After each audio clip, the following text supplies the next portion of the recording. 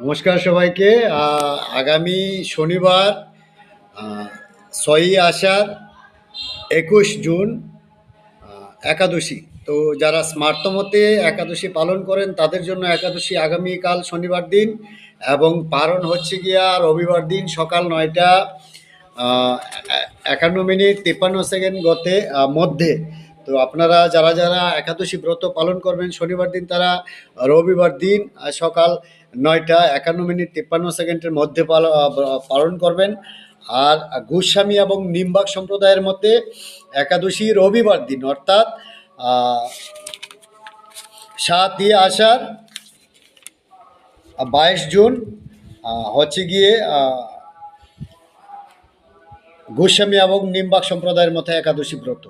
তো আপনারা ওই রবিবার দিন যারা ব্রত পালন করবেন তাদের জন্য সোমবার দিন সকাল 9টা বেজে 53 মিনিট 51 সেকেন্ডের মধ্যেই পালনের নির্দেশনা আমি আপনাদের বিশেষ করে বাংলাদেশ থেকে নবযুগ পঞ্জিকা থেকে দেখানোর চেষ্টা করছি। তারপর আবার মঙ্গলবার দিন হচ্ছে কি আমাদের অমাবস্যা, মায়ের পূজা, নিশি পূজা, অমাবস্যাতে মায়ের নিশি পূজা।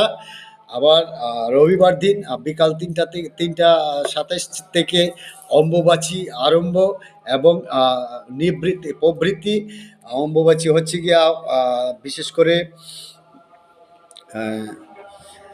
রবিবার দিন বিকাল 3টা 27 মিনিট থেকে প্রভৃতি মানে আরম্ভ, আবার শেষ হচ্ছে গিয়ে বুধবার দিন রাত্র 3টা 26 মিনিট 71 সেকেন্ড পর্যন্ত জানি। তো রবিবার থেকে বুধবার পর্যন্ত অম্বুবাচী চলাকালীন সময়ে মায়ের পূজা সুন্দরভাবে করবেন। প্রতিনিয়ত নিত্যক্রিয়া সন্ধানিক গুরুকর্ম এগুলা করবেন, এতে কোনো ভুল করবেন না। পাশাপাশি যারা আপনারা বলেন অম্বুবাচীতে মায়ের গট লাল কাপড় দিয়ে ঢেকে রাখতে হবে, মায়ের বিগ্রহ ঢেকে রাখতে হবে, এই কুসংস্কারে কেউ কখনো কর্ণপাত করবেন না। আপনারা যথাযথ নিয়ম অনুযায়ী স্মৃতি শ্রুতি মেনে যথাবিহিত পূজা পালন সব কিছু করবেন। অম্বুবাচীতে ধরিত্রী দেবী রজস্বলা হয় 3 দিনের জন্য।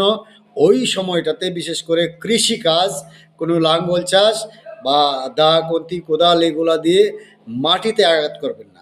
মাটিতে আঘাতের পুরোপুরি নিষেধাজ্ঞা রয়েছে। আর যারা অম্বুবাচী ব্রত পালন করবেন তাদের জন্য কিছু নির্দেশনা রয়েছেন। এর বাহিরে কখনো কোথাও অন্য কোনো নির্দেশনা বা ধর্মীয় নিষেধাজ্ঞা নেই। কাজেই আপনারা যথাযথভাবে একাদশী ব্রত পালন করুন, যথাযথভাবে অমাবস্যা মায়ের নিশি পূজা করুন, সন্ধ্যা আহ্নিক